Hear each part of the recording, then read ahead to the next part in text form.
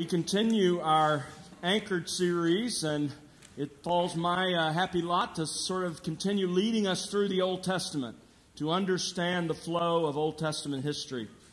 But I want to begin in the New Testament. I invite you to turn with me to Romans chapter 15.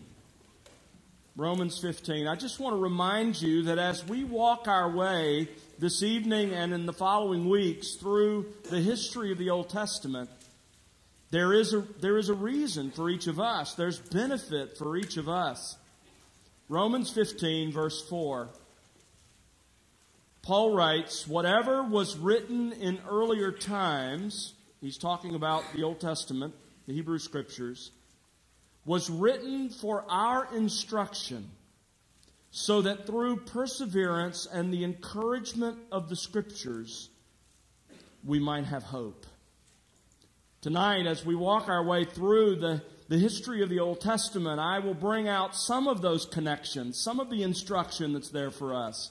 But you should listen with that in mind as well. There is so much richness in God's revelation to us, and I hope you will do that as we walk our way through the Old Testament. We are in the middle of an aerial tour of the Old Testament, flying over its history from a great height. We're not looking at the details, but rather we're really concerning ourselves with the major movements of Old Testament history. There are 9 major movements in Old Testament history.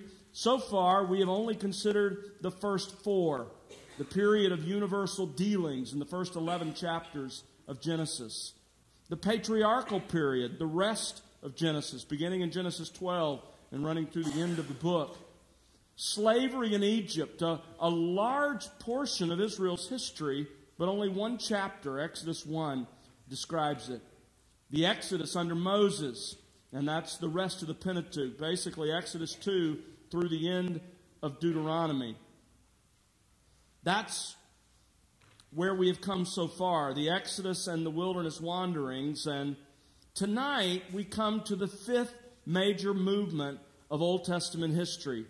And that is the conquest and division of Canaan. It's recorded for us in the book of Joshua. The theme of Joshua, and you can see here the period of time covered, it's a relatively short period of time, from about 1406, at the end of the wilderness wandering period, until about 1390, could be a little more than that, but around that time period. The theme is obvious of Joshua, and that is, it is the conquest and division of the land. The author is Joshua, along with others under inspiration, perhaps adding some supplementary material. The outline of Joshua is pretty simple. You have chapters 1 to 5, entering the promised land. Chapters 6 through 12, conquering the promised land. Chapters 13 to 22, dividing the promised land. And then you have the final charge of Joshua in chapters 23 and 24. Now, the purpose of this book is really threefold. First of all, it's clearly to show how God's promises to Israel were fulfilled. God had promised them the land through Abraham, and now He gives it to them. Secondly, it's to show that Israel failed to fully obey God and possess the land.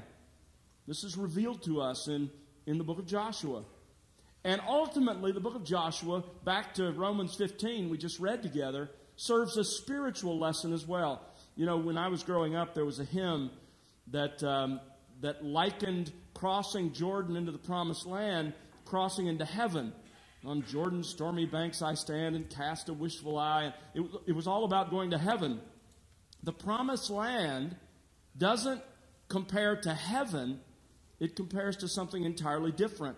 The lesson for us from Joshua is this: God's people can overcome the world and take possession of their promised spiritual inheritance, that is personal sanctification, provided only they trust God's strength, believe God's promises, and obey God's commands. So the promised land really doesn't represent heaven. It represents the defeat of our spiritual enemies in this life as we grow in sanctification.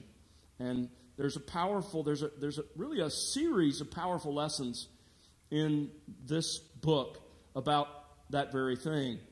Now, Joshua at this time is about 90 years old. Those of you thinking about retiring, give it up.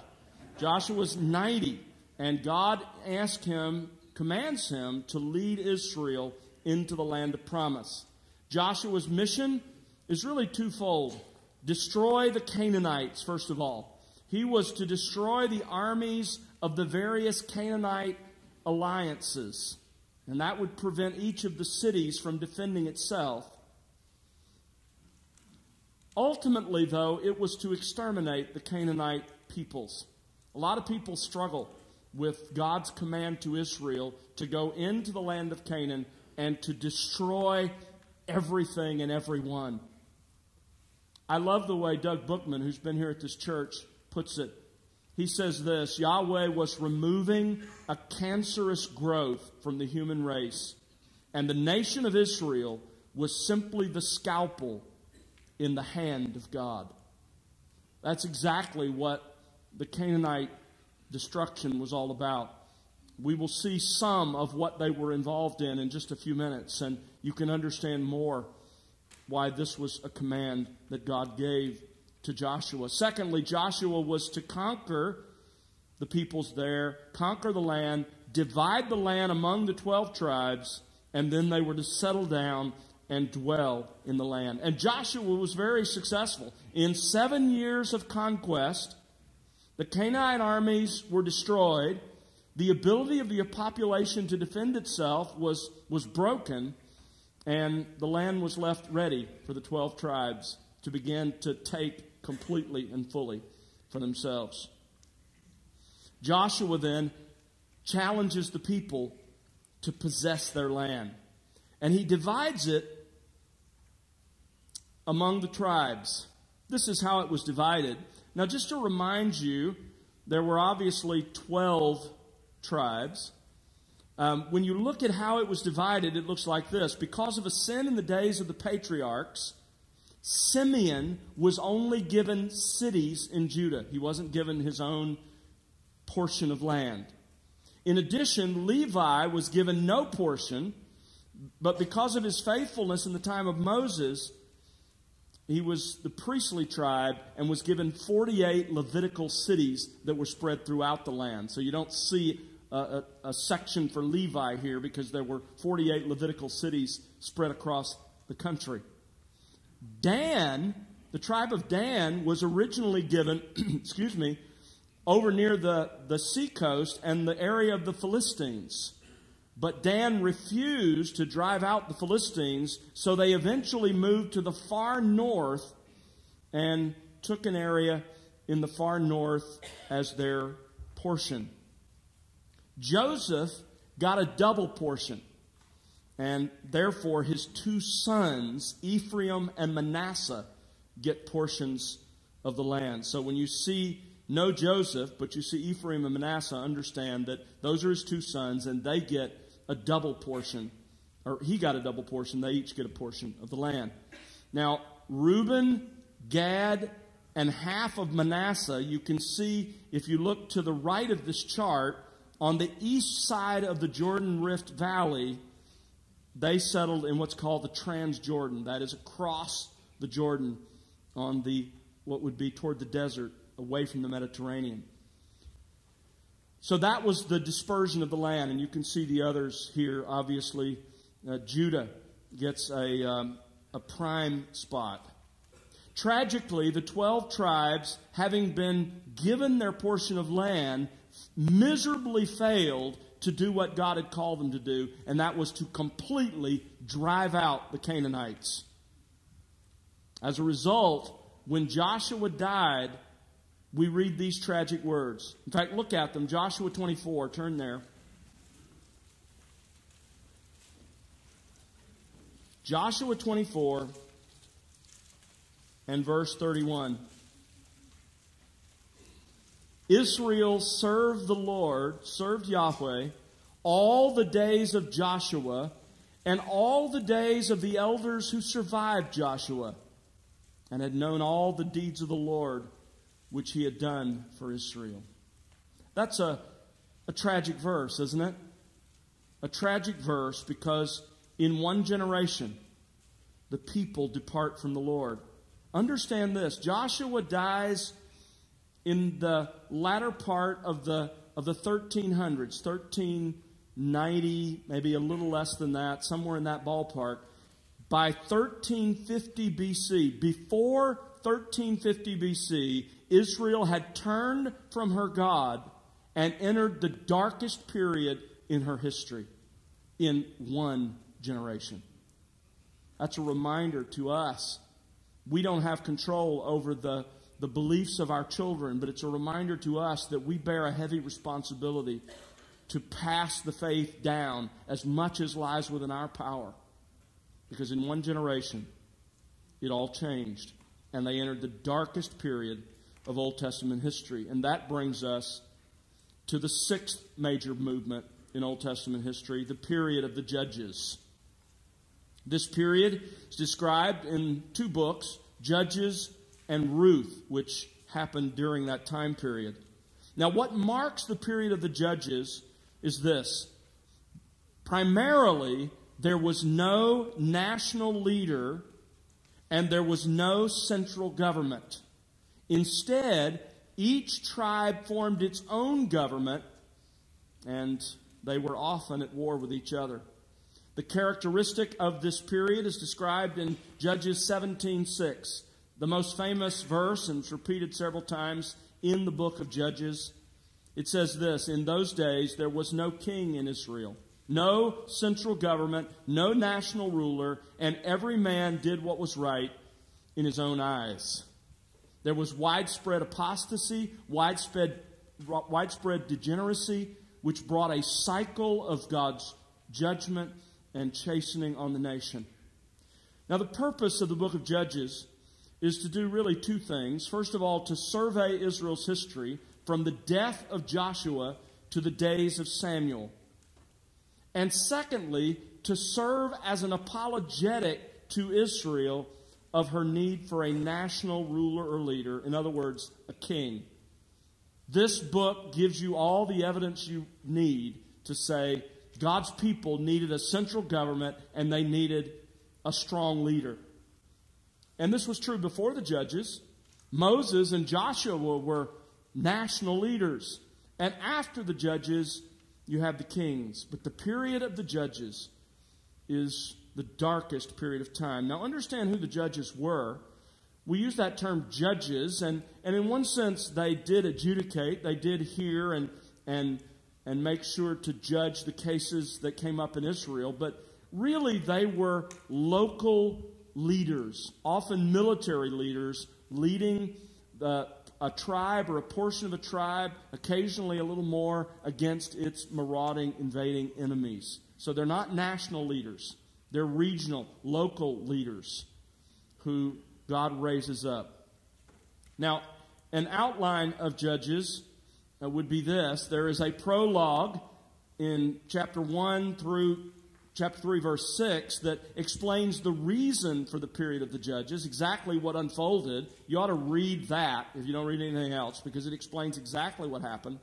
And then you have a summary of the period of the Judges. That's the prologue through chapter 3, verse 6. But then from chapter 3, verse 7 through the end of chapter 16, you don't get all of the judges. You don't get all of the detail. You have a selected history of the judges. And it is a cycle of oppression and deliverance. Really of sin, oppression, and deliverance.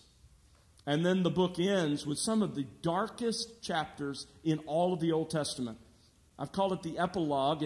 It really illustrates in chapters 17 to 21 both the religious apostasy of the nation. When you read about a Levite, Micah, leading the tribe of Dan in idolatry, and then you see the moral decay of the nation in that awful story of the Levite's concubine and parts of her being mailed, shipped across the nation, and then the slaughter of Benjamin.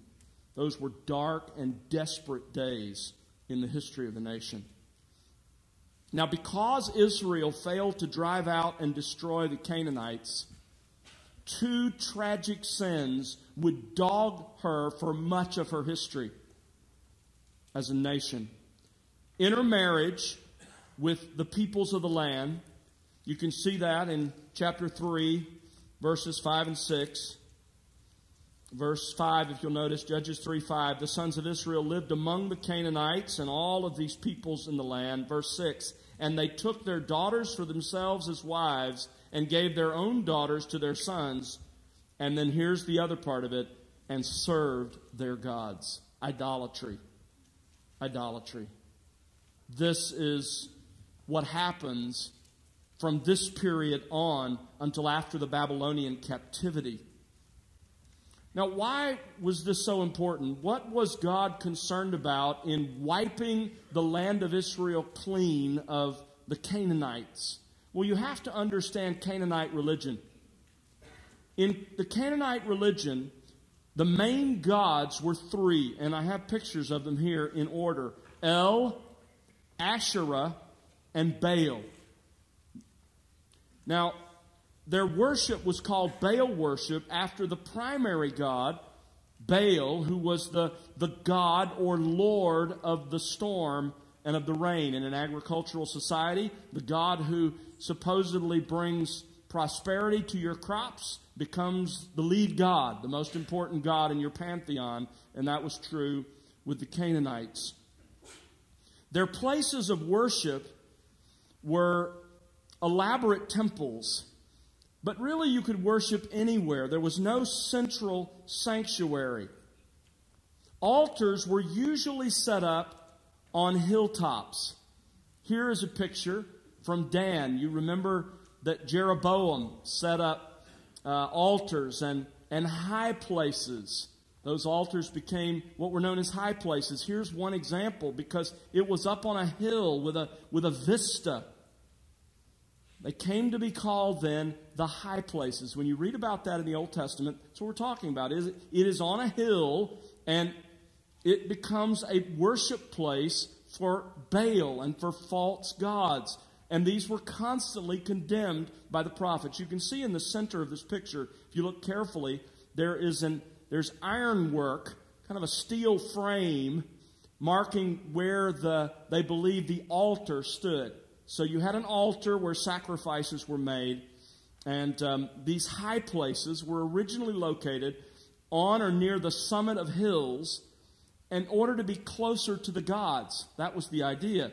Later, they were built as well in valleys and towns, and at each of them there was a pole, a pillar, or some other symbol that marked each site. There was typically an altar, and the worship that happened in these places was sexually centered and specifically exhibitionist. Now, I'm not going to say any more than I need to say, but I need to say this. You need to understand why God used Israel like a scalpel to remove the Canaanites. Baal and Asherah were regarded as voyeur deities whose own libidos were excited by viewing orgiastic rites or sacrificial acts of brutality and bloodletting. They were excited by those things. And so there was this raised platform on a high hill intended for one reason: to let their gods see more clearly. The prescribed worship of Baal involved sacrifices, animal or grain offerings typically, along with prayer. The prescribed worship at these places also include religious prostitution. Ritual prostitution of both sexes was common. There was a homosexual guild in their temples. It was sexual. Why? Because Canaanite religion was grossly sensual and perverse.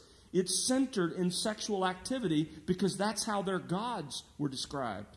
Baal, in Canaanite religion, we learn, impregnated Asherah in their myths, and rainfall attributed to Baal was thought to represent his semen falling to earth to fertilize and impregnate the earth. The cultic prostitutes were there to help the worshipers act out the drama. In addition to all of this wretched worship, there was occasionally child sacrifice as well. On that altar I just showed you, the children of people would be taken and slain, mixed in with all of the sexual stuff, supposedly exciting their gods. Now, you say, well, why would anyone participate in that? What is the appeal? What is the inherent appeal of idolatry? Idolatry had, and by the way, still has, two inherent appeals. First of all, self-centered gratification. Self-centered gratification. And that takes three basic forms: violence and brutality. If you doubt that, just look at the news and ISIS. Those people are idolaters, and they are getting satisfaction out of the bloodletting and the brutality. Idolatry always appeals to that. Secondly, sexual fulfillment. You can see that as well. And then financial prosperity. Again, remember, this was an agricultural society. So Israel was tempted to put its hope and confidence in Baal, because Baal supposedly could help your crops grow. It was financial. Idolatry always has this appeal: self-centered gratification. Secondly, self-rule. Ultimately, because it's a pretend God, you control the God, you have a say, it ultimately comes back to self-rule. Romans 1:21 makes the point that the person who pursues idolatry has first made a deliberate choice. Even though they knew God, they chose not to glorify Him as God or to give thanks. Why? Because that puts me in charge. Because an idol is no God at all. If I have to carry him around, he depends on me, and he certainly can't make many demands of me, and the demands he makes, I like. So, this is the inherent appeal of idolatry. It was then, it's now as well. Now, when you look at the book of Judges, because of these sins that permeated the people, because there was intermarriage, because there was idolatry, a cycle recurs. It is a cycle of sin followed by suffering that God brings, usually oppression from one of the neighboring people groups and their armies, supplication by God's people. When things really get bad, they cry out to God, and then salvation. God, in His grace, raises up local deliverers to protect individual cities or tribes from attack. Now, here is a list of the judges from Israel. You may not be able to read all of that clearly, but you can see it when it's posted online. Basically, what I want you to see is I've charted here the number of years oppressed against the number of years of freedom, and you'll see that the number of years of oppression began to increase, and the number of years of freedom between those oppressions began to shrink. You'll also see that there were major judges, those that are featured in the book of Judges, and then there were lesser ones that are really more mentioned in passing, and I've tried to illustrate that here as well. There was overlap with some of these judges. In other words, some of them lived and served at the same time, because remember, they were not national leaders, they were regional or tribal leaders. Led different regions, judged or led different regions of the country. So it was a time of awful defeat and decline for the nation. It was, without question, the darkest period of Israel's history. During that same period of time, the events in Ruth took place. I loved our journey through the book of Ruth. If you weren't here when we walked through Ruth, I taught through it on Sunday nights just about a year ago or so. I encourage you to go back and listen, because the narrative recorded in Ruth occurs during the time of the judges over about a 10-year period. And the significance of Ruth is to encourage God's people to remain loyal to Him even during overarching times of unfaithfulness, as Boaz did. In addition, it traces the genealogy of David. It shows us that The redeeming work of God was taking place. Ruth the Moabitess ended up being the great-grandmother of David. And it also shows the redeeming work of God even during the darkest time of Israel's history. I love the fact that during the worst time, God reached down and brought Ruth the Moabitess to himself. Just snatched her from her idolatry and brought her to himself. And she ends up in the line of Christ. It shows that God continues to be a redeemer in the worst of times. That should give us hope, shouldn't it? God is still a redeemer. So that's the time of the judges.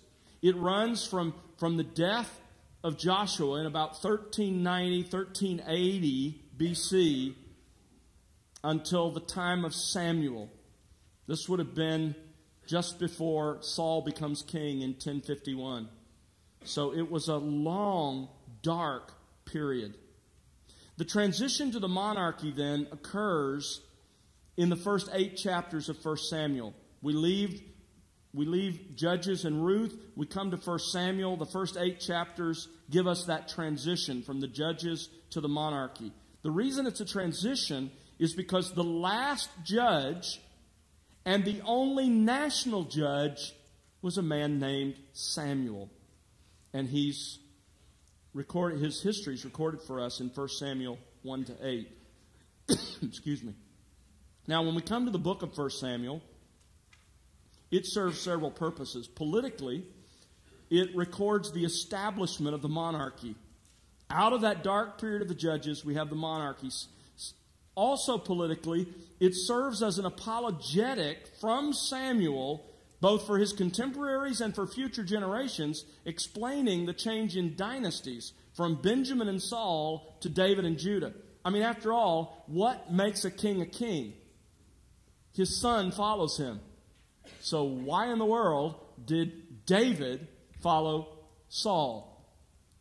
Samuel explains that in this book. And also to record the rise of the prophetic office along with the office of king. Spiritually, it reminds us that God alone was the supreme king and any government had to function under his authority. And theologically, 1 Samuel shows us the need for and points to David's greatest son, the Lord Jesus, the only perfect ruler that there ever has been or ever will be. 1 Samuel. Now, just a brief outline, very simple. You have Samuel's history in chapters 1 to 7. You have Saul's history in chapters 8 to 15. You have David's history in chapters 16 to 31. Samuel, as a national leader and judge, sets Israel on the path of blessing. But when he grows old, the nation, understandably, isn't anxious to slip back into the period of the judges when there was no national ruler. And so they demand a king. Now, it's important to understand that God had already planned to give Israel a king. This is clear. The Pentateuch indicated that in line with God's will, there would someday be a human king. Deuteronomy even gives specific instructions in Deuteronomy 17 for how a king was to function and to rule. And Yahweh himself commanded Samuel to give them a king. So this was God's plan. So that raises the question then, why was it sinful? Why was it wrong for the people of Israel to demand a king? Well, there are several reasons. They demanded a king prematurely without divine consultation. And I wish I had time to take you to these passages. You can look them up on your own. Secondly, they desired a king for the wrong reason. Again and again, they say, we want to be like all the other nations. They chose a king by the wrong criteria. God says, you chose him in the sense that this choice is the kind of man you would choose and the criteria you would use. And in essence, it ends up being a rejection of God. And God specifically says that in 1 Samuel 8 on several occasions because of these reasons. Now, when you think about Israel's kings, it's important to understand this. Yahweh is still king in Israel. He hasn't given up his throne. He is still king. And so the human kings were not autonomous. They were not able to establish themselves the law. They were not self-law. Instead, they were under the law of God. Deuteronomy 17 even says that kings would have to make a copy of God's law for themselves and read it every day. That was a reminder that they didn't have ultimate authority. They sat under the law of God. And they were accountable to the spiritual leader God appointed. You will begin to see in the period of the kings a spiritual office that keeps the kings accountable. And that office is the prophet. And they become an absolute burr under the saddle of these wicked kings who want to do what they want. The moment that happens, a prophet shows up. This was God's way to keep Israel's kings in their place, to remind them that unlike the kings around them, they did not have complete and total authority. They were under law, under God. Now, let me introduce you to the monarchy. I want to paint a picture. Stay with me because I don't think you can appreciate this unless you stick with me here a moment. Think about our own country. In 1776, we began as a country. And so now for 230 plus years, we have existed as a collection of confederated states with a unified central government. But I want you to, for a moment, forget that happened. It's kind of looking like some people are forgetting that's happening. In California, there were people talking about secession. Of course, the rest of the country is pretty excited about that. And it's a joke. And I actually ran into people who said this to me. I was eating in a restaurant with my daughters, and one of the restaurants we frequent when we're out there, and then Sheila and I did when we lived there, and know the owners. And the wife of the owner said to me, you know, if that happens, we're moving to Texas. But imagine for a moment what the political climate in our country today would be like if instead of a central government, each of the 50 states was fully autonomous.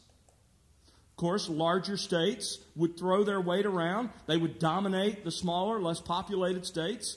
Poor North and South Dakota, you know. There would be constant bickering. There would be shifting alliances. There would be infighting. There would even be armed conflicts between the border residents of some of the states. There would likely be intrusions at various times from Canada and Mexico and other foreign countries, each trying to insert itself and take advantage of the lack of a unified government. Imagine if that had gone on, not since 1776, but since 1700. That's a comparable experience to what we see when the monarchy begins in Israel. 300 years. And now with the monarchy, we come to the end of that long, dark night. We come out of the period of the judges and into the monarchy. For 300 years, there was no king in Israel, and every man did that which was right in his own eyes. The last judge and the only national judge, Samuel, introduces us to the seventh great movement of Old Testament history. It begins in 1 Samuel chapter 9. The monarchy, which lasted from 1051, when Saul was anointed as king, from 586, when the southern kingdom of Judah eventually fell to the Babylonians. That's the period of time. And it's recorded for us in 1 Samuel 9 through the end of 2 Kings. And of course, overlapping that is 1 and 2 Chronicles. Now, monarchy. As I said before, what makes a monarchy? What makes a monarchy that is ruled by kings different or distinct from other forms of government? One thing, the principle of succession. When a king dies, the son he has chosen, usually the oldest son, succeeds him. Now, Yahweh, as I said, is still king in Israel. To this point, however, he has mediated his rule through individuals personally selected in each case. With the monarchy, he begins to mediate his rule through family succession. Now, there are two distinct periods of the monarchy in Israel. There is the united monarchy. That's when the kings ruled over all 12 tribes, the entire land of Israel. And then there is the divided monarchy. That's when the 12 tribes were divided into two separate kingdoms with separate kings. The united and the divided. Let's look at the united monarchy. It runs from 1 Samuel through 1 Kings 11. The united monarchy consists of 3 kings and 2 dynasties. 3 kings, 2 dynasties. You have Saul, David, and Solomon.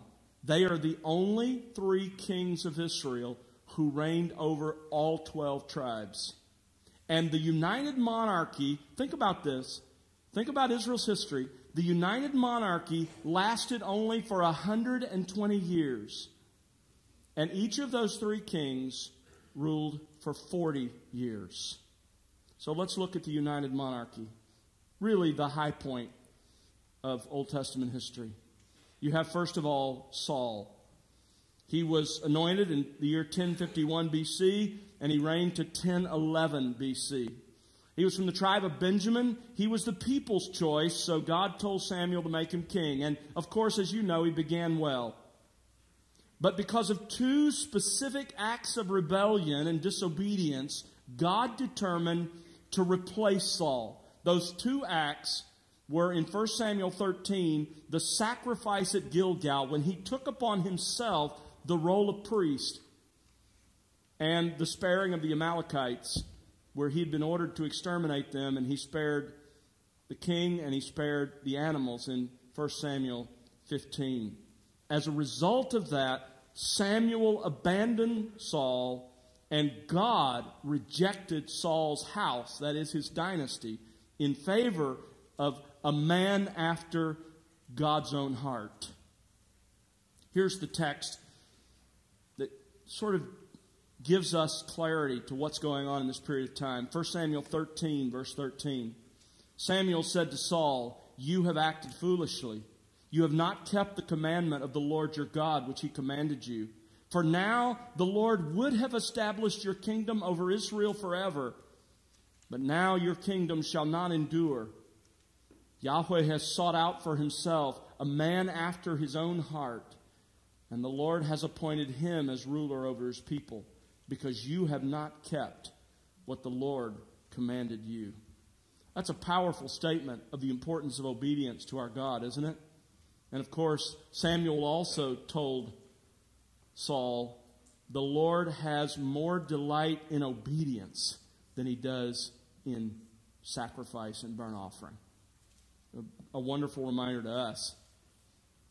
You know, we can show up and we can sing with our hearts and we can praise and we can pray, but God has far more delight in our obedience to him. And then he receives our worship. Now, think about this for a moment. Saul knew that it was God's will to replace him because of his disobedience. Samuel couldn't have made it any clearer. But Saul refused to accept this, and he becomes insanely jealous when he perceives any threat to his throne and to his dynasty. And so from that day forward, Saul distrusted David. He became convinced that David would be his replacement. And sadly, his distrust grew to contempt, and his contempt became a settled, murderous rage. This is really unthinkable. I mean, we read these stories and we sort of, yeah, I've heard that. Think about this for a moment. God told Saul, I'm going to replace you. Saul thinks David is going to be the replacement, and so he begins in his insane jealousy to seek his life. Saul's first attempts to kill David were in the privacy of the palace. Twice he tried to pin him to the wall with his spear. Then Saul reconsiders the ramifications of actually murdering one of his staff in a setting where it's going to be known. And so he sets out then in chapter 18, verse 12 and following, to kill David by stealth. Samuel records a number of attempts for Saul to kill David. But interestingly enough, he also records, the book of Samuel, 1 Samuel, also records something else. It records David's defenders. In 1 Samuel 19, verse 11, through chapter 21, verse 9, we're provided with a record of those who defended David and sought to protect his life from Saul. Look at the list. This is really important. Those who defended David, who sought to protect him, were Saul's daughter, Michal, Samuel, the prophet, and the Lord himself, Jonathan, Saul's son, and the one who supposedly should be the next king, and Ahimelech, the high priest. Now, why do you think those names would be listed? By recording these incidents, the prophet makes it clear that those in a position to know David, to know his motives, those who were in authority, even those of Saul's household, defended David and proclaimed his innocence. After these episodes, David became a fugitive, on the run for the next few years and for the rest of 1 Samuel. Saul was fully aware God had chosen David as the next king of Israel by chapter 20, and certainly by chapter 24. But his jealousy moved him to try to frustrate God's clear plan by killing the successor that God himself had chosen. And chapters 21 to 26 document the years that Saul basically abdicated his duties as king and went on a personal manhunt to destroy David. Now remember that part of the purpose of 1 Samuel is an apologetic for the change in dynasties. That doesn't seem to matter to you, but if you were an Israelite, that mattered, because you didn't know what happened. There was no, the first post of Jerusalem. There was no newspaper publishing what was going on in the palace. And so suddenly, David becomes king, and what is your first thought? Well, he's not Saul's son. God put Saul in place, so what happened? There must have been like a coup. There must have been some intrigue in the palace. David must have inserted himself into authority. And the writer wants us to know that David didn't obtain the throne of Israel by stealth. There was no coup. He didn't manipulate or intimidate his way to power. In fact, every time opportunity knocked, David refused to answer. You can read it in 1 Samuel. It underscores David's integrity, his patience to wait on God's timing. He did absolutely nothing to remove Saul from power, but more than that, and I think this is a lesson that we as Christians need to remember today, he respected the leader because he knew God had established him for that time, even though Saul wasn't deserving of that respect. And he even sought to preserve his life. Now, think about these circumstances from David's perspective. Again, as my father-in-law used to say, read the Bible with a sanctified imagination. Think about David for a moment. His whole life had been a fairy tale to this point. He goes from being a sheep herder to being anointed the next king of the nation. He goes from being a sheep herder to being in Saul's court as a musician. And then his whole life is turned upside down. He was once the favorite of the people. He was the leader of the army. He was the king's son-in-law, applauded on every hand. Saul has slain his thousands, but David is tens of thousands. And now he's a fugitive, an outlaw, hunted by the king of the nation. And so David is left with only two choices. His two choices are leave Israel and live outside the land. But there's a problem with that, because that's risky. Remember, he'd been the general of Israel's army. If he was recognized outside of the nation, he would undoubtedly be captured and killed. His other option was to remain in the country, gather some men to help protect him, and try to stay out of sight, stay in sparsely populated areas where it would be difficult for Saul to find him and to follow. And 1 Samuel 21 to 31 shows that David tried both of these plans at various times in his life. Here's an interesting thing. You know, I love the fact that the Bible shows us these characters, warts and all.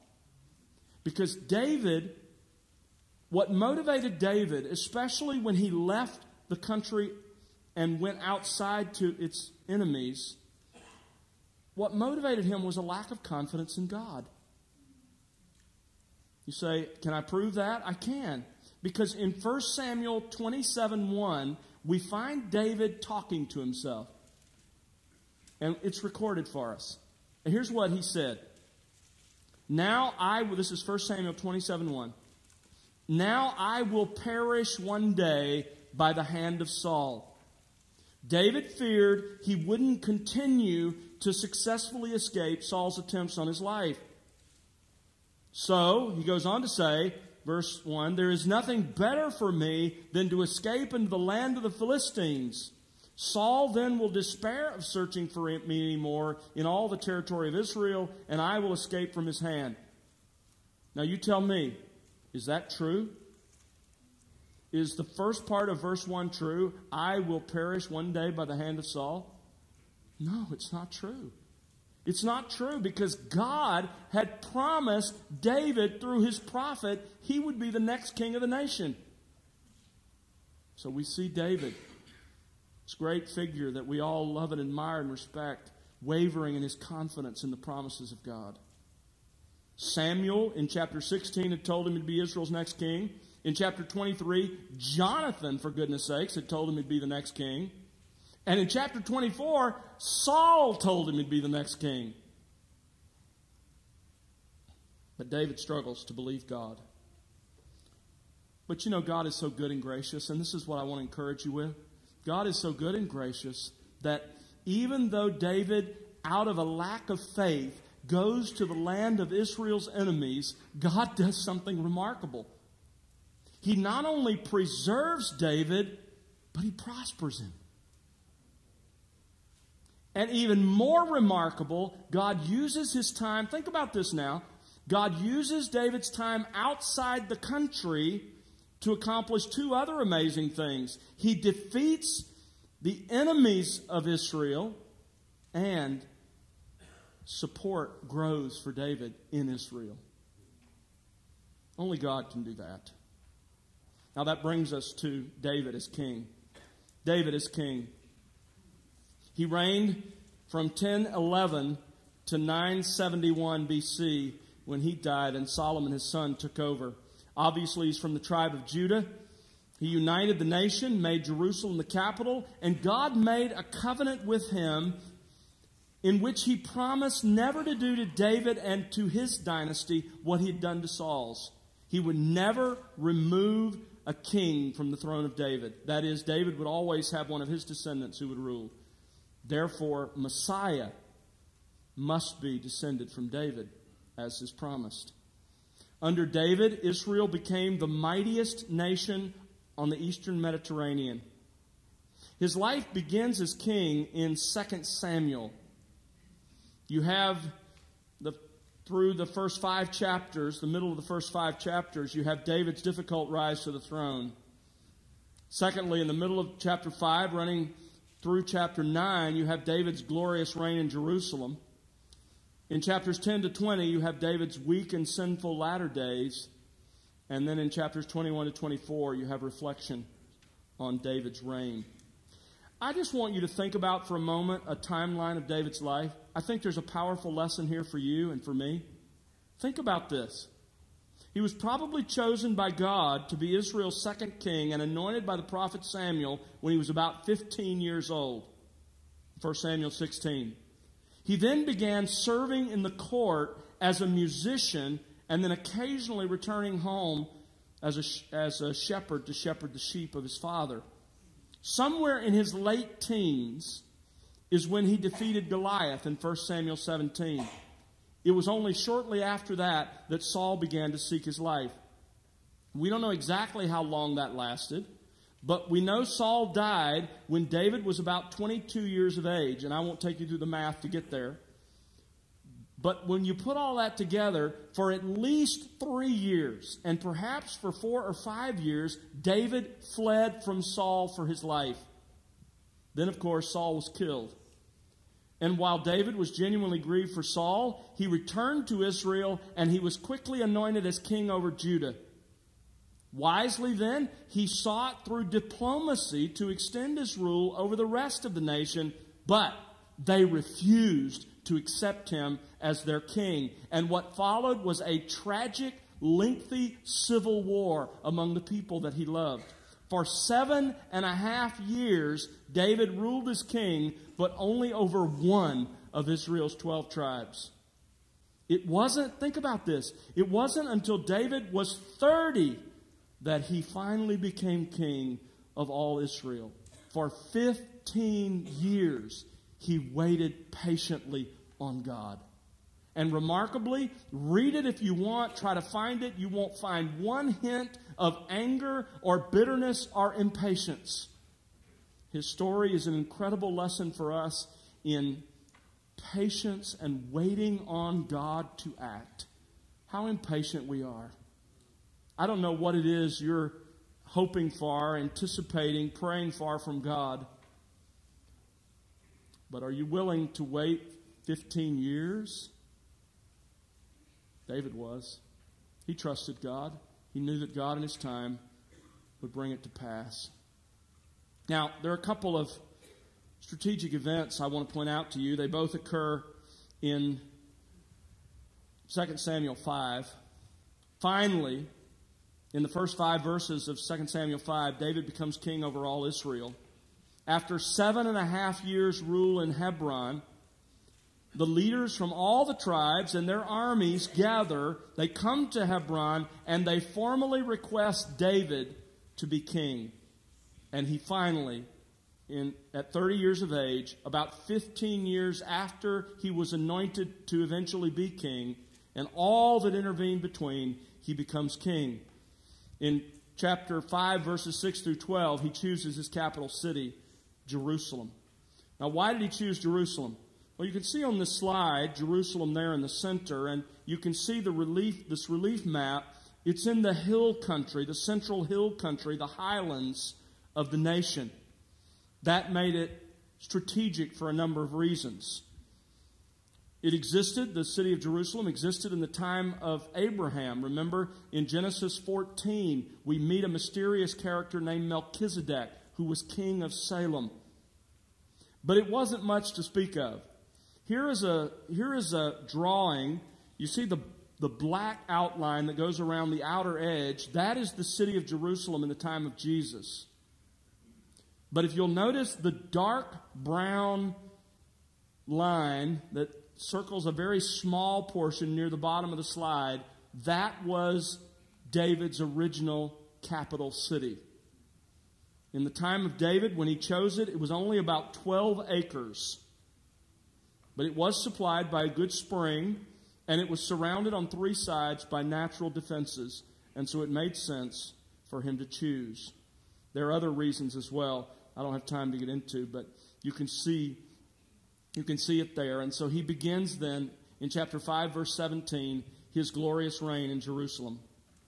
He first of all brings the ark to Jerusalem in chapter 6. Why? Why the ark? Because the ark symbolized the earthly throne of God. The earthly throne of Yahweh. It was like his throne room. That was the Holy of Holies.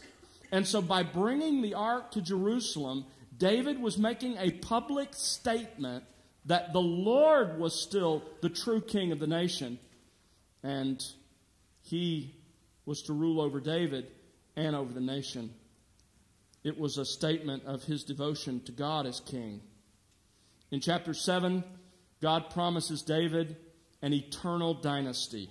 It's really a promise. At the heart of the Davidic covenant was the promise that the coming Messiah would be one of David's descendants. And it just builds on what we've already seen develop in the Old Testament. In Genesis 3, we learned the Messiah would be a human from the seed of a woman. In Genesis 4, we learned he would be from the line of Seth, not Bigelow, but Seth. In Genesis 11, we learned that he would be a descendant of Shem, one of Noah's sons. In Genesis 12, we learn he'll be a descendant of Abraham. In Genesis 21, he'll come through Isaac. Genesis 28, through Jacob. Genesis 49, through Judah, one of the 12 tribes. And then when we get to 2 Samuel 7, verse 16, he would be a descendant of one family in Judah, David's family. And of course, Luke 1 tells us that this was fulfilled in Jesus Christ our Lord. Sadly, David's story isn't all good. There were failures in David's life. And in 2 Samuel chapter 10 through chapter 20, the writer traces David's weaknesses and failures and the results of those. Of course, two chief sins that are recorded of David. One of them is Bathsheba in chapters 11 and 12. That occurred early in his reign, somewhere in the early years of his reign. And then the second sin was the census that he took. It's really unclear. This would have been toward the end of his reign. It's really unclear what the sin was. Possibly it was pride and ambition. Possibly it was dependence on Israel's army rather than on God. Maybe he intended to increase the tax burden on the people, contrary to Deuteronomy. Or maybe he intended to have a conscription of labor. We just don't know. But regardless, it was a line he crossed. And because of those sins, God brought discipline into his life. And that discipline came in the form of a rebellious son. By the way, let me just say, rebellious children are not always God's discipline. But in David's case, Absalom clearly was. Chapters 12 through 19, that's recorded. But I don't want to end on the negative note. I want to end on the positive. David was a man after God's own heart. You understand that. We read it a moment ago in 1 Samuel 13. So the question to us is, how do you get to be a man after God's own heart? Well, Samuel answers that question. And I want to end by showing it to you. Look at 1 Samuel. 1 Samuel chapter 17. You want to be a man or a woman after God's own heart? 1 Samuel 17. One of the most famous stories in the Bible tells us exactly how. This story is not about how to defeat the giants in your life. It has nothing to do with that whatsoever. This story exists to tell us why God would pick David and why God would say he's a man after God's own heart. Here is what a man after God's own heart looks like. 1 Samuel 17, verse 46. This is David's speech to Goliath. Notice verse 46. This day, Yahweh will deliver you up into my hands, and I will strike you down and remove your head from you. And I will give the dead bodies of the army of the Philistines this day to the birds of the sky and the wild beasts of the earth. Here it is. This was why David was said to be a man after God's own heart. That all the earth may know that there is a God in Israel, and that all these people may know that Yahweh does not deliver by sword or by spear, for the battle is Yahweh's, and He will give you into our hands. You want to know what makes a person, a man or a woman after God's own heart? It's a person whose heart beats for the same thing God's heart beats for, and that is His own glory. You want to be a person after God's own heart? Live your life to exalt the glory of your God. Let's pray together. Father, thank you for these powerful lessons, so many of them coming at us in so many different ways. Thank you that through this instruction, we upon whom the ends of the ages have come, might have hope, might have clarity of how you work and how you act. Father, help us to be a people after your own heart. Help us to live for your glory, to exalt you, and like David, to anticipate the coming of the Messiah. He, the first coming, we, his second. We pray in Jesus' name. Amen.